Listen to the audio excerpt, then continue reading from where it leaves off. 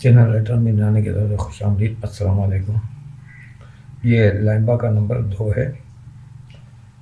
یہ ایک کہانی فلم کے لیے، ڈرامہ، سیریل یا سوپ کے لیے بہت موضوع ہے. اس کہانی کا ایک حصہ ہم شروع کے ایک پیراگراف میں آپ کو سنا چکا ہوں. اب یہ ہم اس کو آگے بڑھاتے ہیں کہ شمس کی وہ ڈائری پڑھ رہی، یعنی وہ شمس یعنی لائبہ اپنے والد شمس صاحب کی ڈائری پڑھ رہی ہے. اس میں وہ لکھ رہے ہیں کہ شمس اور لائبہ کے والدہ تبسم یہ شادی کر لیتے ہیں، اور پھر ان کی لائبہ کی پیدائش ہوتی ہے. اور وہ اس پیدائش پر کہ 2 سال تو وہ شمس تبسم کی خواہش پر ایک شاندار بنگلہ بناتا ہے. اس کا نام تھا تبسم ولاس. اچھا، اب یہاں یہ بھی بتایا کہ شمس کے والد اور والدہ انتقال کر چکے تھے، یعنی اس دوران شادی کے بعد جب یہ ترقی کر لی اس نے اور بنگلہ والا بنا لیا، تو شمس کے والد اور والدہ انتقال کر چکے تھے. بڑے بھائی اور چھوٹے بھائی کی مالی حالت بہت خراب تھی. یعنی جو شمس کا بڑا بھائی تھا اور چھوٹا بھائی تھا، ان کی مالی حالت بہت خراب تھی. بہن کی بیٹی ہوئی تو شوہر نے اسے طلاق دے دی تھی. بیٹی ہونے پہ کسی جھگڑے پہ غصے میں آ کر اس نے طلاق دے دی تھی شمس کی بہن کو. تو شمس اور تبسم نے ترس کھا کر انہیں اپنے ساتھ اپنے ہی بنگلے میں رکھ لیا. بنگلہ اتنا بڑا تھا، یہ صرف 3 افراد تھے، ایک بچی تھی، باقی میاں بیوی تھے. تو انہوں نے سوچا کہ اب اس بنگلے میں تو چلو اپنے پاس رکھ لے تو ان کا یہ ہو جائے گا. تو بڑا بھائی، بہن اور چھوٹے بھائی نے جو دولت کی ریل پیل دیکھی تو تینوں کی نیت خراب ہونے لگی.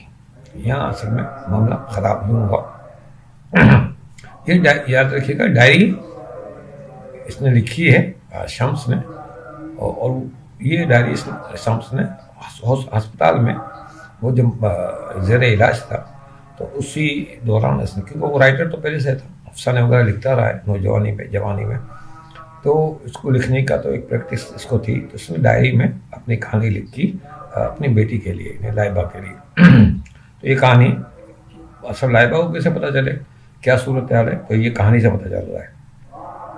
تو ان تینوں کی، یعنی بڑے بھائی کی، شمس کے بڑے بھائی کی، بہن کی اور چھوٹے بھائی کی نیت خراب ہونے لگی. انہوں نے سازش کر کے تبسم پر بد چلنی کا الزام لگایا اور کچھ اس طرح کے حالات پیدا کر دیے کہ شمس کے پاس یقین کرنے کے علاوہ کوئی اور چارہ نہ تھا.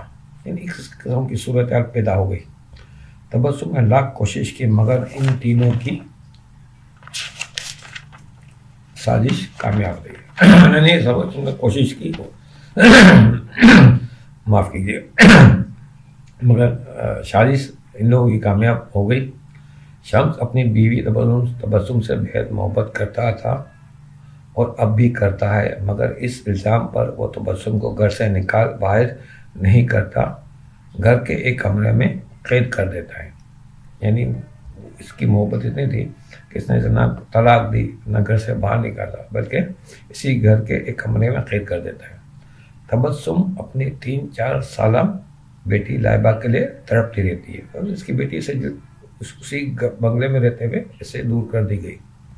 ایک دن لائبہ اندر کمرے میں تبسم کے پاس پہنچ جاتی ہے. تو کسی طرح وہ پہنچ گئی تو تبسم پیار کرتی ہے. تو یہ تینوں بڑا واویلا مچاتا ہے کہ تبسم لائبہ کو بھی خراب کر دے گی. یعنی تبسم اپنی وہ لڑکی ہے. تو شمس پریشان ہو جاتا ہے کہ کیا کرے، بد چلنے کا الزام لگا ہے. تو کہتا ہے یہ اس کو بھی لائبہ کو بھی خراب کر دے گی. اس قسم کے وہ الزامات لگاتے ہیں. تو شمس پریشان ہو جاتا ہے کہ کیا کرے. تبسم شوہر کے رویے اور بیٹی کی جدائی پر ہسٹریائی مرض کا شکار ہو جاتے ہیں. ایک تو نفسیاتی مرض ہوتا ہے، ہسٹریائی مرض، جس میں نفسیاتی قسم کے دورے پڑتے ہیں. اور تو وہ وہ اس مرض کا شکار ہو جاتی ہے۔ بھائی بہن اسے پاگل خانے میں داخل کروانے کا کہتے ہیں، مگر شمس کا دل گوارا نہیں کرتا۔ لائبہ کو تبسم سے دور کرنے کے لیے شمس دبئی آ جاتا ہے۔ مطلب وہ لائبہ کو لے کے اس طرح وہ دبئی آتا ہے، کہانی کے شروع میں ہوتا ہے کہ وہ دبئی میں وہ بڑی ہوتی ہے لائبہ، یہ تو وہ صرف تبسم سے دور کرنے کے لیے کہ اس کے بھائی بہن اس کے دماغ میں اس طرح ڈال دیتے ہیں سب چیزیں کہ وہ بیچارہ پریشان ہو جاتا ہے اور وہ اسے لے کے دبئی آ جاتا ہے لائبہ کو۔ بھائی بہن نے تبسم کو اندر زنجیروں سے باندھ کر کمرے میں رکھا ہوا ہے۔ شمس لائبہ کے لیے دبئی چلا جاتا ہے اور صرف فون پر کاروباری معاملات چلاتا ہے، مگر کچھ ماہ بعد اسے اطلاع ملتی کہ تبسم کسی طرح باہر نکل گئی اور سڑک پر اس کا ایکسیڈنٹ ہو گیا اور انتقال ہو گیا، یعنی مر گئی وہ ایکسیڈنٹ میں۔ شمس آنا چاہتا ہے مگر لائبہ کی وجہ سے نہیں آ پاتا۔ تبسم کے انتقال کی خبر شمس کو بیمار کر دیتی ہے۔ بڑا بھائی لیدر گارمنٹس فیکٹری سنبھالتا ہے، چھوٹا بھائی کنسٹرکشن اور بہن لیڈیز فیشن ڈیزائن کے بزنس کو سنبھال لیتے ہیں۔ اس طرح تینوں بھائی بہن جو ہیں وہ اس کے کاروبار کو یہاں کراچی میں سنبھال لیتے ہیں، اور شمس دبئی میں کبھی کبھی وہ چکر لگاتا ہے، لیکن زیادہ تر وہ دبئی میں ہوتا ہے۔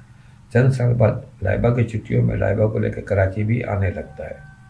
شمس کو ان کاروباری معاملات سے کوئی خاص دلچسپی نہیں رہی، اب اس کی تبسم کے انتقال کے بعد سے اتنی کوئی دلچسپی نہیں رہی، بس لائبہ کی تعلیم اور تربیت میں ہی مصروف ہے۔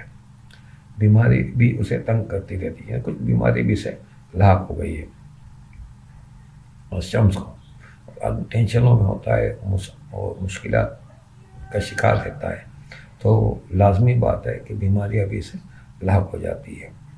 تو کچھ بیماریاں شمس کو لگ گئی ہیں، وہ بیماریاں بھی اسے تنگ کرتی رہتی ہیں۔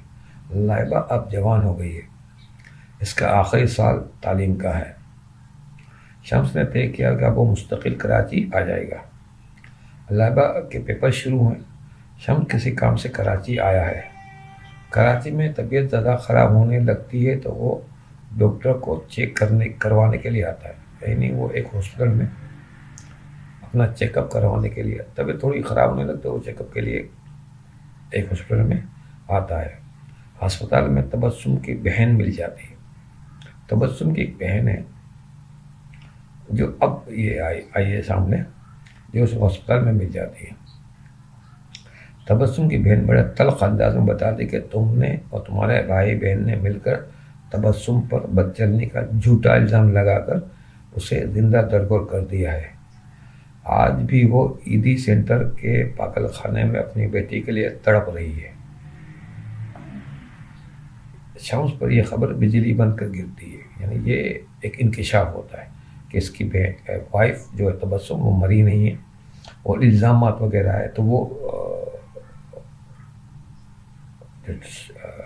تبسم کی بہن ہے وہ ساری بات اسے بتاتی ہے۔ جب اسے پتہ چلتا ہے تو شمس ایک دم سے اسے ایک شوق لگتا ہے، جھٹکا لگتا ہے۔ شمس تبسم کی جدائی پر بیمار ہو چکا تھا، اب اس خبر پر کہ وہ نہ صرف زندہ ہے بلکہ اس نے اتنا ظلم کیا کہ وہ پاگل خانے میں ہے۔ شمس پر اس خبر کا اتنا اثر ہوتا ہے کہ وہیں ہسپتال میں ہی اس پر فالج کا اٹیک ہوتا ہے، یعنی فالج کا پیرالائز کہتے ہیں نا، اور اٹیک ہو جاتا ہے۔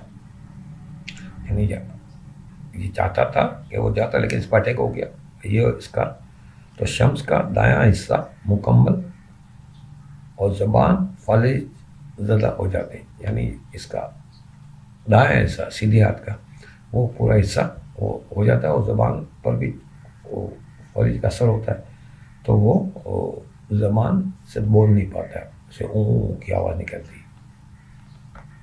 شمس چلنے پھرنے اور بات چیت کرنے سے قاصر ہو جاتا ہے۔ شمس بستر موت پر لیٹا ہے، اس کے ذہن میں طوفان اٹھا ہوا ہے کہ یہ اس نے اپنی محبت اور اپنی پیاری بیوی کے ساتھ کیا ظلم کر ڈالا۔ اس کے بھائیوں اور بہن نے مل کر اس کی خوشیوں بھری زندگی کو برباد کر دیا۔ اب وہ تینوں اس کے کاروبار اور بنگلے کے مالک بن کر عیش کر رہے ہیں، اور تبسم اور وہ خود ان کی بیٹی ایک اذیتناک زندگی گزار رہے ہیں۔